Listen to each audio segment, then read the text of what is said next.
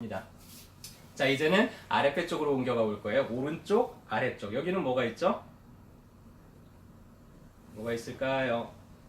자, 이제 오른쪽 아랫배가 아프다 그러면 제일 먼저 한 번쯤 의심해 볼 만한 건 맹장염이에요. 그래서 오른쪽 아래쪽에 이제 맹장이 있죠.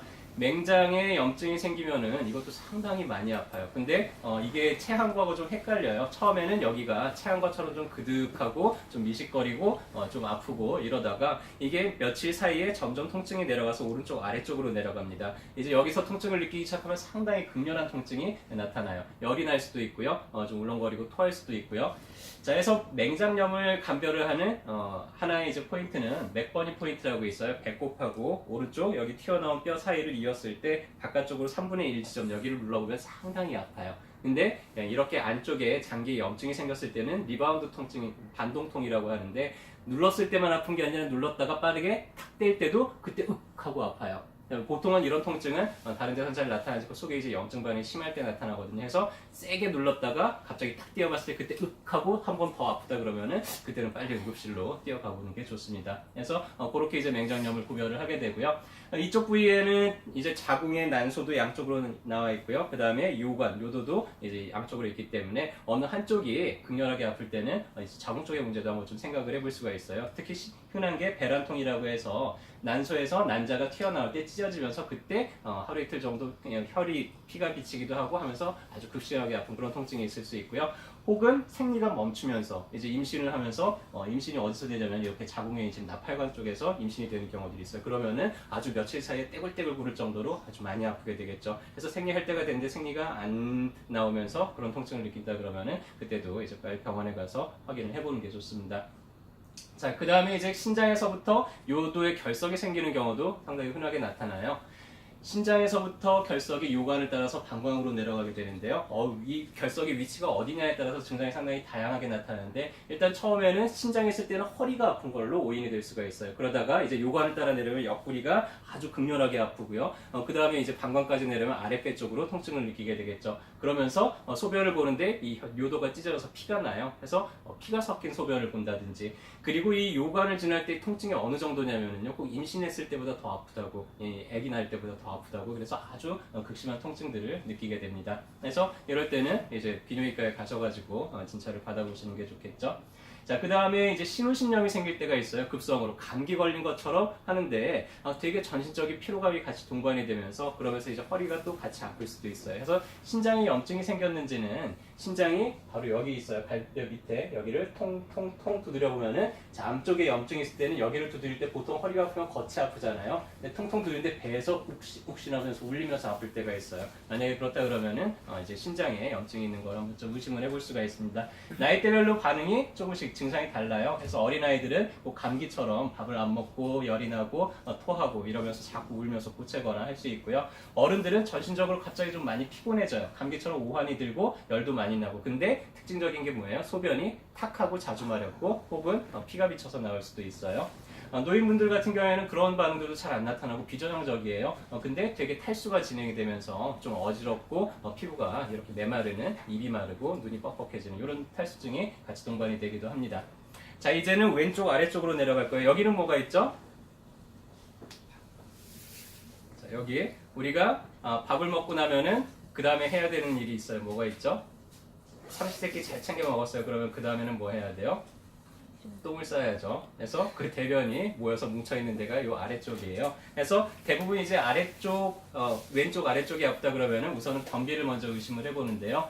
쭉 장에서 모여가지고는 보통 한 12시간에서 24시간이 지나면 이제 대장 아래쪽에 가서 모여있게 됩니다. 이게 원활하게 배출이 잘 안 되면 이제 여기에서 눌러보면 딱딱하면서 누르면 좀 뻐근하게 아픈 그런 통증들을 느낄 수가 있고요.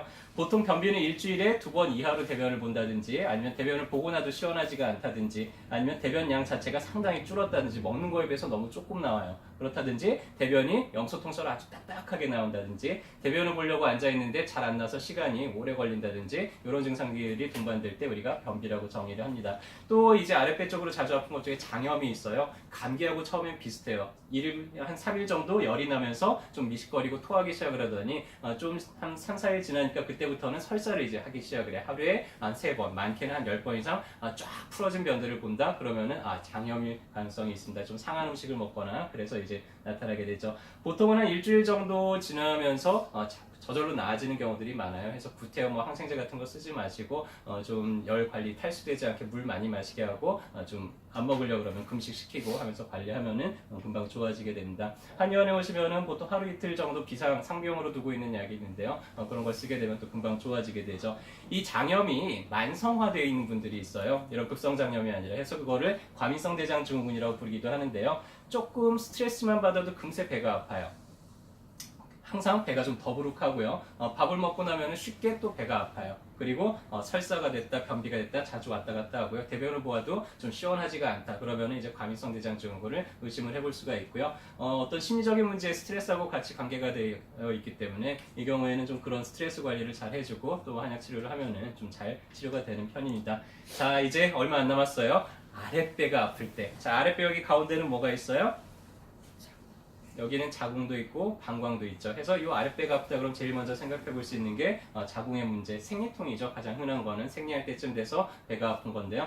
생리통이라는 거는 생리할 때쯤 세로토닌이 분비가 되면서 전신적인 혈관들이 다 수축이 돼 버려요. 그래서 배만 혈관 수축이 되는 게 아니라 온몸에 있는 혈관들이 수축이 되기 때문에 평상시에 혈액 흐름이 좋지 않던 장소들이 다 문제가 나타날 수가 있어요. 그래서 어떤 분들은 아랫배만 아주 극심하게 아프죠. 어떤 사람들은 허리나 어깨나 뒷목이나 머리가 아플 수도 있고요. 혹은 다른 문제로 어지럽다든지 입술이 자꾸 건조해진다든지 아니면 손발이 좀 차고 저린다든지 생리가 될 때 이제 그런 것들도 같이 동반이 될 수가 있습니다. 한의원에서 상당히 치료가 잘 되는 편이고요. 그 다음에 이제 방광염도 좀 자주 생기는 편이죠. 우리가 감기 바이러스가 기도를 통해서 상기도를 통해서 들어오게 되면 코에 있으면 비염이고 뒤로 가면 후두염이고 인후염이고 편도염이고 이렇게 상기도 감염, 통칭해서 이제 감기라고 얘기하는데요. 감기가 아래쪽으로 들어오게 되면 그거 이제 방광염이라고 불러요. 해서 얘가 좀 체력이 떨어지고 면역력이 떨어졌다는 얘기죠. 방광염이 너무 자주 재발이 된다 그러면은 좀 체력을 올리기 위한 그런 처방들이 필요할 수도 있습니다. 해서 갑자기 좀 감기처럼 으슬으슬 하더니 소변이 너무 자주 마렵고 다음에 소변을 봤더니 좀 따끔따끔하다든지 소변을 볼 때 좀 뻐근하게 아파요. 그러면은 이제 방광염을 먼저 의심을 해볼 수가 있겠죠. 한의원에서도 쉽게 치료가 되고요. 자, 이제 배가 어디 한 군데 특정 부위가 아픈 게 아니라 전체적으로 좀 통증을 느낄 새가 있어요. 그래서 그런 경우들이 어떤 경우들이 있냐면요. 일단은 궤양성 대장염이라는 거는 자가면역 질환 중에 일종이에요. 좀 난치 질환에 속하게 되는데 이게 전체적으로 광범위하게 대장 전체에 염증을 반복적으로 이제 일으키게 됩니다. 특징적인 증상은 피가 나와요. 대변을 보는데. 그리고 아주 다른 대변 절박이나 후중감이나 설사는 다른 질환에서도 나타날 수 있는데요. 대변에서 곱동이 나옵니다. 어린아이들이 이제 장염 걸렸을 때 곱동 나오는 것은 어른이 됐는데도 콧노 같은 게 대변으로 같이 빠져나온다 하면은 이게 궤양성 대장염의 아주 특징적인 증상이죠. 이때는 좀 검사를 받아보고 그리고 나서 꾸준히 치료를 하는데 잘 치료가 안 되는 질환이에요. 근데 한약 치료를 한방 치료를 같이 병행을 하게 되면은 상당히 좀 성과가 좋다는 그런 보고들도 많이 있습니다. 그 다음에 이제 장이 음식을 먹게 되면 꿀렁꿀렁꿀렁 하면서 잘 넘어가야 돼요. 근데 잘 넘어가지 않고 어딘가가 막혔을 때 이제 대장 안에 압력이 차기 시작을 해요. 가스도 차기 시작을 하고요. 그래서 장이 마비가 되거나 장이 폐색되거나 특히 수술하고 난 다음에 다시 이제 개복 수술을 하고 덮었는데 이 장이 마비가 돼서 풀리지 않아 가지고는 문제가 생기는 경우도 상당히 많고요. 이 장이 어디가 늘러붙어서 막혀버리는 그런 경우들도 상당히 많습니다. 근데 한약 중에서는 이걸 뻥 뚫어주는 그런 약재들도 있어요. 그래서 하루 이틀 정도 이렇게 응급으로 해가지고 설사를 쫙 시키고 나면 마비가 풀리기도 하는데요.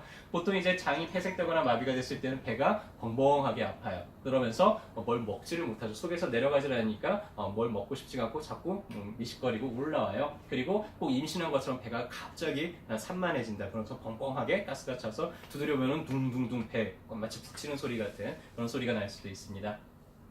자, 이제 위급한 질환 중에 하나가 복막염이 있어요. 복막염은 요 배 안에 장기들을 보호하는 복막 안에 복수가 차 있는데요. 이 복수 안에 염증이 생겼다는, 염증이 번졌다는 얘기예요. 복강으로. 해서 간이나 쓸개나 이런 장에 있는 문제들이 장을 뚫고 혹은 저 염증들이 이제 장기를 뚫고 외부까지 번졌다는 얘기고요. 이 경우는 상당히 이제 응급일 수 있습니다. 해서 빨리 병원에 가서 검사를 해보는 게 좋은데요. 복막염의 특징은 아픈 부위를 배 전체적으로 다 아플 수가 있어요. 배가 복수가 찰 수 있고요. 아픈 부위를 눌렀다가 아까도 맹장염에서 제가 얘기를 드렸죠. 눌렀다가 언제 아프다고요? 눌렀다가 떼는데 그때 또 욱하게 아파요. 만약에 그런 반응이 생긴다 그러면 그때는 빨리 응급실로 가보는 게 좋습니다. 해서 다시 한번 정리를 해드리면은요, 배가 아픈데 그냥 일과적으로 아픈 것들은 치료하면 금방 좋아지는데 이런 경우들에 해당이 된다 그럴 때는 빨리 병원에 가보는 게 좋습니다. 언제냐면은 38도 이상 고열이 있을 때. 열이 난다는 건 무슨 뜻이에요? 어딘가 염증 반응이 생겼다는 얘기죠. 장기 안에 배가 아프면서 염증 반응이 같이 동반된다 그러면 위험할 수 있어요. 그 다음에 이제 수일 동안 음식을 전혀 섭취를 못해 어디가 막혔다는 얘기죠. 그 다음에 계속해서 며칠 몇 날을 계속 토하고 그 다음에 대변을 보지를 못해요. 그런 경우도 어딘가가 지금 막혀 있다는 얘기일 수 있어요. 그 다음에 아까 방금 얘기한 것처럼 눌렀다가 떼는데 욱하게 아프다 그러면 장기에 손상이 있을 수 있다는 얘기죠. 대변을 보는데 피가 엄청나게 나와요. 소변을 보는데 피가 빨갛게 엄청나게 나와요. 속에서 출혈이 생겼다는 얘기죠. 빨갛게 나올 수도 있지만은 갈색빛으로 콜라빛처럼 나올 수도 있고요. 소변이 대변을 봤는데 까맣게 나올 수도 있어요. 이거는 보다 더 위쪽에서 피가 터졌다는 얘기예요. 그래서 이런 경우에는 병원에 가셔가지고 빨리 검사를 해보는 게 좋습니다. 배가 아프면서 최근 몇 개월 사이에 계속해서 체중이 줄어든다. 이런 거를 이제 암이나 이런 쪽의 문제를 시사하는 거기 때문에 이럴 때도 한 번 정도 검진을 받아보는 게 좋고요. 갑자기 혈압이 뚝 떨어져 버렸어요. 어지러워요. 맥을 못 쳐요. 혈압을 재봤더니 이제 100도 안 나와. 그러면은 어딘가 출혈이 대량으로 발생되었다는 얘기겠죠. 다음에 배가 아픈데 이게 되게 참기 어려울 정도로 극심하게 아픈 통증들이 있어요. 배를 좀 구부리면 편하고 배를 피수 못할 정도로 아프다? 그러면은 마찬가지로 장기 안에 어딘가가 염증이 있을 가능성이 있습니다. 그래서 이런 경우는 응급실로 가시거나 병원에 빨리 가서 진단을 받아보시는 게 좋고요. 그 외에 이제 배가 아프다 그러면 어디 와서 치료받으시면 돼요? 잘 안 들리네요. 어디 와서 치료받으시면 돼요? 네. 그렇죠. 여러분들이 좋아하시고 사랑해 주시는 저희 어깨동무에 오셔서 배가 아파요 하면 저희가 또 자세하게 진찰하고 어떤 문제인지 감별해드리고 그냥 치료해드리도록 하겠습니다. 저희가 날마다 알려드리는 이런 내용들이 여러분들의 건강을 지키고 주변 분들과 함께 건강을 나누는 데 도움이 됐으면 좋겠습니다. 감사합니다.